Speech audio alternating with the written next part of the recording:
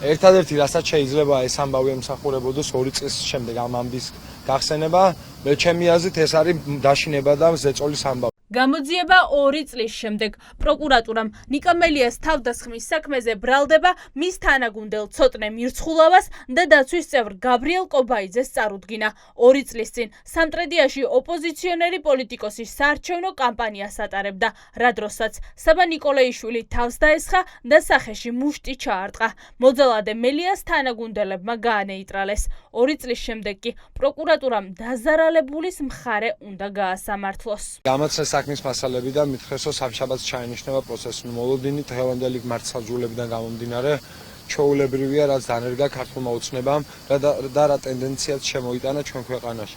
ყველაფრის მოლოდინი მაქვს, მაგრამ ჩემი მთავარი ამბავი და სათქმელი ის არის, რომ მე გაჩერებას არ ვაპირებ და იქამდე ვაპირებ ბრძოლას, სანამ არ გავიმარჯვებ და არ ვიცი, მოლოდინი და რეალობა ერთმანეთისგან აცდენილი ამ ქვეყანაში და მიზანი ყოველთვის შედეგს არ ამართლებს. ნახოთ, არ ვიცი, დავალოდები პროკურატურის შუამდგომლობა რა იქნება, როგორ იქნება და იქიდან გამომდინარე მივიღებ ჩემთვის პრაგმატულ და გონივრულ გადაწყვეტილებას. ბრალი წარედგინა თავად საბა ნიკოლეიშვილსაც. პროკურატურა განცხადებაში წერს, რომ თავდამსხმელმა განეიტრალების დროს მსუბუქი დაზიანება მიიღო. მან ჩვენება მისცა. სწორედ ამის შემდეგ ჩამოიღო საგამოძიებო უწყება მთავროდან ეს საქმე და მელიას თანაგუნდელების წინააღმდეგ გამოძიება დაიწყო. იქ ვიყავი, როცა ეგ ინციდენტი მოხდა, როდესაც ადამიანი შემოვარდა და მელიას ჩაარტყა.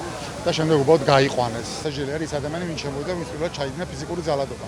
და დაცვის საქმე მეტი რა არის, დაცვა უნდა გააკეთოს. უნდა მოგიდოს ხელი ეგეთ ადამიანს და გაათრიოს. რაც გააკეთა კიდევაც დაცვა. და მეტი არაფერი არ მოხდა რა, იქ ვიყავი და უყურებდი. იქ იყო მოსული, არ ვიცი ეს ინფორმაცია გაქვთ, იქ იყო მაშინ მოსული პოზიტივის კამერა, რომელიც იღებდა ამ ყველაფერს და როგორც მორჩა ეს ინციდენტი, კამერა აალაგეს და გაიქცნენ ეგრეთ. გაქრენ უბრალოდ. რაც სასახად ადასტურებდა იმას, რომ დადგმული ამბავი იყო. გადაიღო პოსტივი და მე გააშუქეს, რომ აი რაღაცა არის მელია, ხალხში როდესაც გადის, თვითონ ხალხში რაღაცა ბუნებრივი აგრესია არსებობს მის წინააღმდეგ. ზეწოლა არის მელიაზეც და ჩვენზეც ყველაზე მეტად. ეს ადამიანი კოალიციის ხალხი არიან. რაღაცნაირად დიდი ზეწოლა არის ჩვენზე. არ ჭირს ეგ რაღაცები და არც ხა გაჭირს.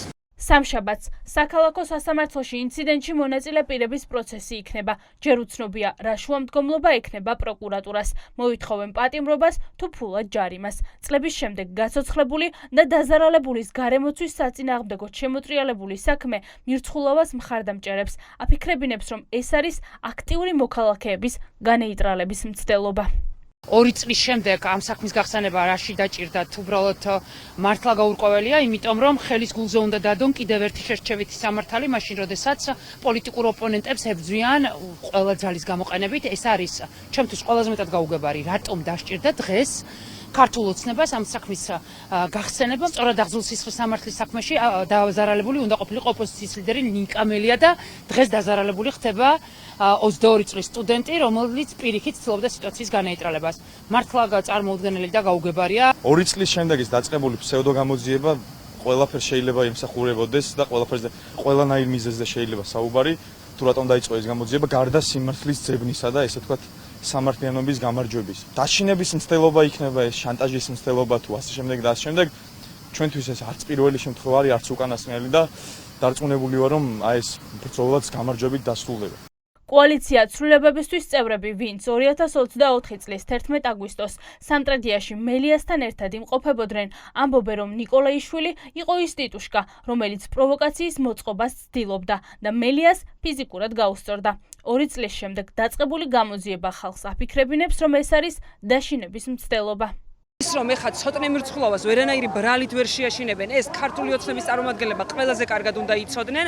თითქოს ისინი ფიქრობენ, რომ აი ამით რაღაცნაირად შეგვაშინებენ, დაგვაშანტაჟებენ, უკან დაგხვევენ, სახლში ჩაგუკეტავენ, მარშებზე აღარ ვივლით, წინააღმდეგობას აღარ გავუწევთ, მაგრამ ამ ყველაფერმა ამდენი წლის განმავლობაში არ იმუშავა. ის რომ ეხლა აგონიაში არიან ისინი და რაღაცებს აი არაადეკვატურ ქცევებს აქვს ადგილი, ამას ჩვენ ვხედავთ ყოველდღიურად. ქართული ოცნება ყოველ ჯერზე ცდილობს პრობლემების შეუქმნას იმ ადამიანებს, რომლებიც ჩართული არიან წინააღმდეგობაში, რომელსაც უნდა ცვლილება და რომელსაც აქვს სურვილი ეს ქვეყანა იყოს უკეთესი. ამიტომ ის რომ 2 წლის მერე გააცოცხლეს საქმე, რომელსაც იდეაში ის ადამიანი, რომელიც ქართული ოცნების დაკვეთით დაესხა თავს ნიკა მელიას უნდა იყოს ციხეში, ემსახურება მხოლოდ იმას, რომ გააგრძელონ ტერორი იმ ადამიანების წინააღმდეგ, რომლებიც ცდილობენ ამ ქვეყანაში ცვლილების მოტანას. 700 დღეზე მეტი სამტრედიის პოლიციაში მელიაზე თავდასხმის საქმე თაროზე იყო შემოდებული, თუმცა ნიკოლეიშვილის ჩვენება საფუძველი გახდა ახალი გასამართლებების სერიის. ახლა ყველა სამშაბათის და მირცხულავა კობაიძის პროცესის მოლოდინშია.